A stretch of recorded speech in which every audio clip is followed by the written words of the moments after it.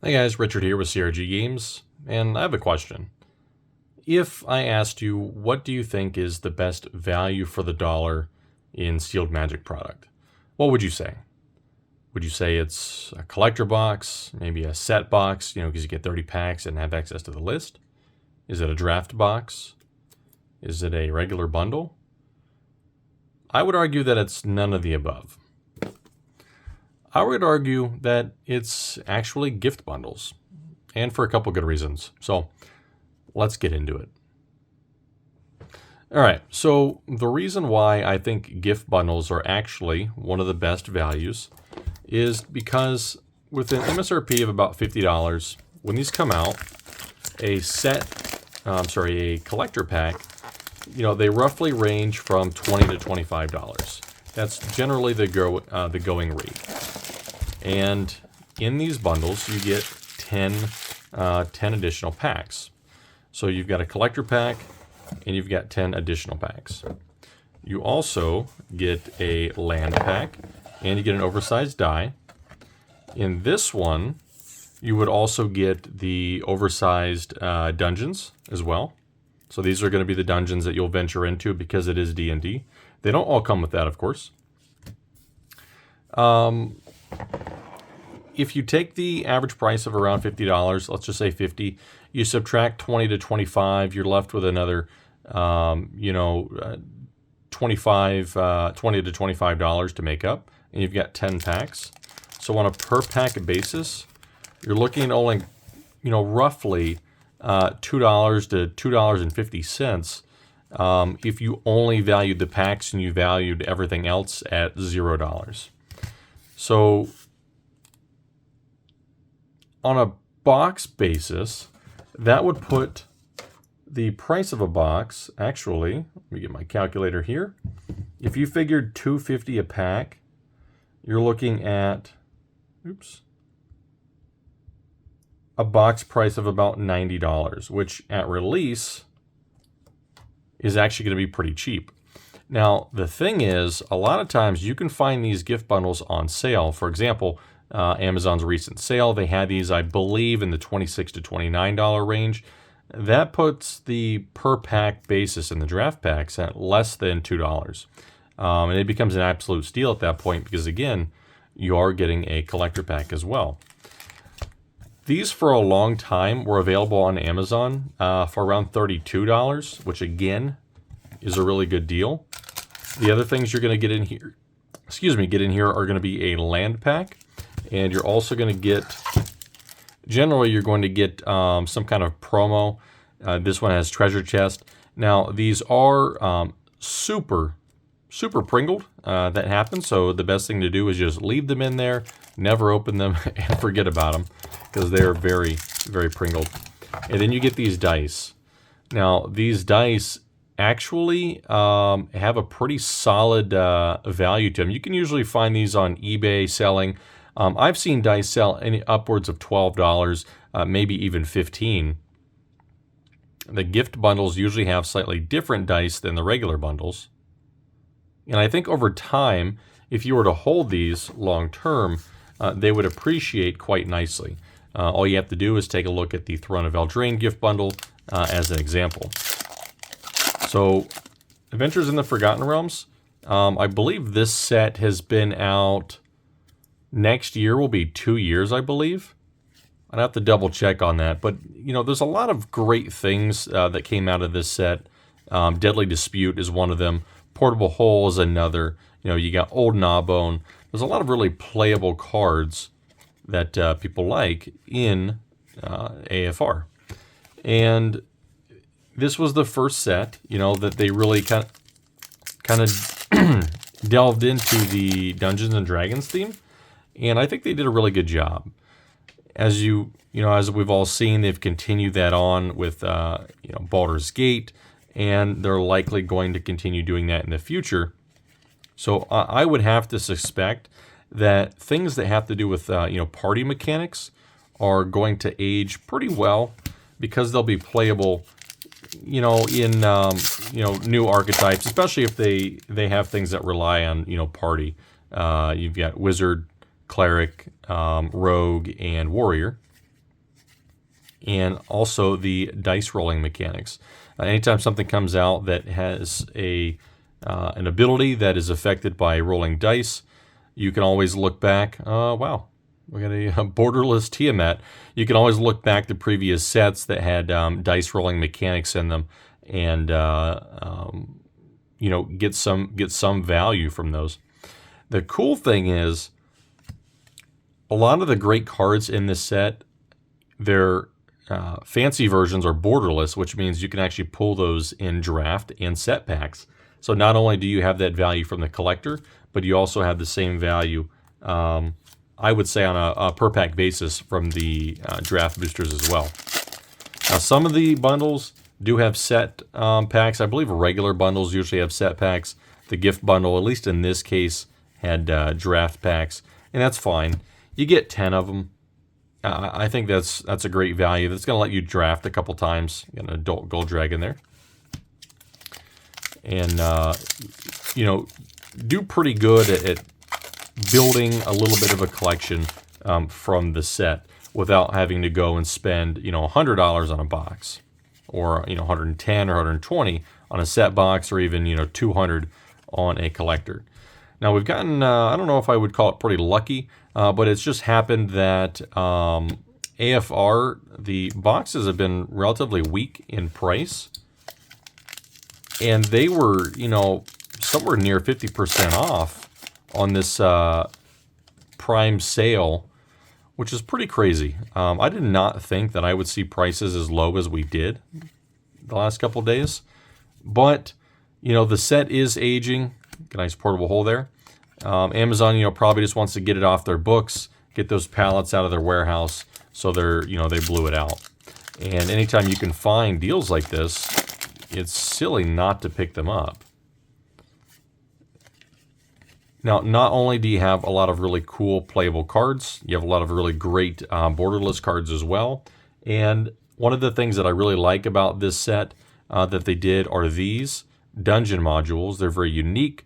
We haven't seen these since. It'll be interesting to see if they make dungeon modules again, and if they do, what do they do that as?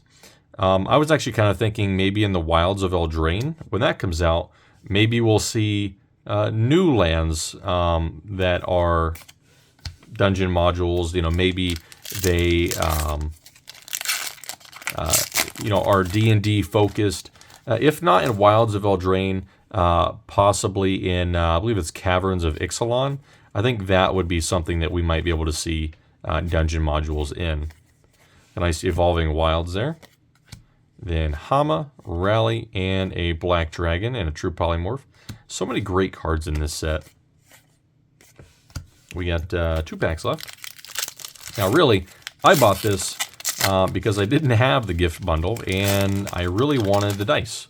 That's really all there is to it. If you have something nice and fancy in a product, people will buy it, including me.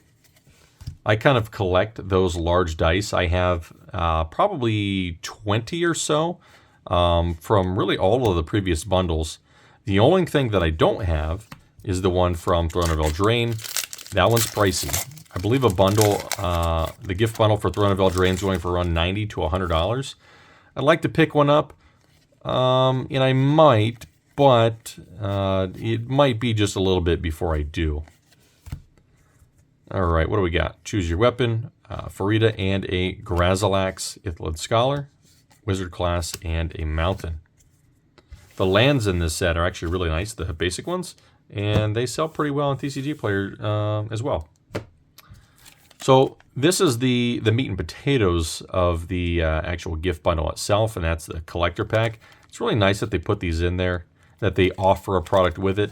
I don't think we actually need 2 bundles, though. We don't need a regular bundle and a gift bundle.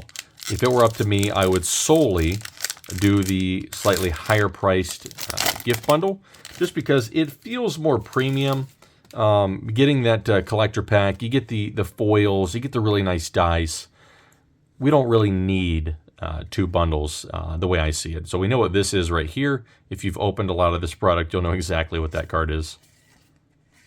Now, I do notice that these are a bit on the prinkly side. It happens. I'm not too worried about it. The foil Deadly Dispute is definitely nice. That's probably a couple bucks. A Mountain, a foil True Polymorph, and a Belt of Giant Strength. So collector packs do have commander cards in them. They're generally extended art commander cards that you can't actually get from other products. They're nice. They're really nice. And in newer sets like Baldur's Gate, the ancillary packs on the back of the commander decks, they have 2 cards in them. The foil extended art commander cards, those are really expensive. So you always want to watch out for those. If you pull a foil extended art commander card, you might want to look up the price because it could be pretty pricey. Got a Loathsome Troll, a nice Westgate Regent. That's a showcase non-foil, a Mimic, and a foil Den of the Bugbear. I really love this. This is a great land, and I believe in the dungeon module foil version, it's around $10 to $12. I think at one point it was around $13 to $14, and it's retraced just a little bit. But definitely the art style on these is totally unique, and I would be surprised if WotC didn't do it again in the future in some form or another in a D&D focused set. And honestly, I hope they do. So gift bundles, like I said, I think these are some of the best values per pack in Magic, especially when you can get them on sale. At $50, I think it's a good value. You get 10 packs, you get a collector pack, you get a really nice dice, and the dice themselves, over time, these things actually become pretty valuable. There is a whole market for collecting old dice, and WotC has had dice in the fat packs for, I believe, as long as they've been out. Maybe one of the first ones didn't have the stamped dice, but as far as I know, they've had these dice out forever, and there is a market. I collect them. I've purchased some before, and that should be considered when you're looking at the value of a gift bundle. Now, the other stuff, the lands, they do have a share of value. I believe it's a non-foil land pack and a foil land pack in here. Those are relatively valuable as well. Maybe not as much when they're pringled,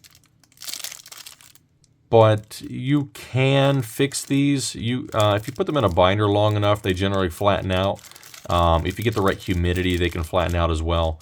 But for the most part, I just leave them sealed. I'm a big fan of sealed product, and I kind of went against that opening this, but it is what it is. One other nice thing to note is that the gift boxes are generally really nice. They have a foiling treatment on them. They look attractive, and if you are storing your cards in these, I mean, it wouldn't really be too much to use this as your deck box. Bring this around. It holds everything you need, extra lands, tokens. You can fit a couple decks in here, and they just look really good with that foiling. I never really looked at the ends of these. Looks like we got 2 different things on there. Kind of cool. So yeah, I'm a little disappointed that I didn't pick up more than one. Like I said, I only wanted it just because I didn't have one of these, and I wanted that dice. If the opportunity presents itself that there is a sale on these in the future and they're around that same price, I'm probably going to pick up as many as I can. I'd like to have, probably between 20 and 50 of these for myself, for my store, and for friends and family. Just give them out. At that 20 to 30 $30 range, it's really not a big expense, and it's got a lot of value for whoever's receiving it. So we did get some good cards. We'll look at those one more time in the rares. We got that Den of the Bugbear, Westgate Regent, Tasha. This card was doing pretty strongly. I believe it was around $5-6, and it's retraced a little bit. Got Grazilax, Rogue Class. Really this Tiamat is going to be our biggest hit. And I'm actually surprised we got this in the draft booster and not the collector. But that's the beauty of borderless cards. You can get them in draft boosters. So if you like this video, go ahead and hit the like button. Like I said, I am going to be doing more videos. Again, I kind of slacked off there a little bit doing some other stuff, but I'm going to get back into it. And my new equipment comes in tomorrow. I'm going to get that set up, and we'll see how that looks. But again, if you like the video, go ahead and like it. If you don't, there is a thumbs down button. And if you're not subscribed already, I hope you do. And until next time, I'll catch you later.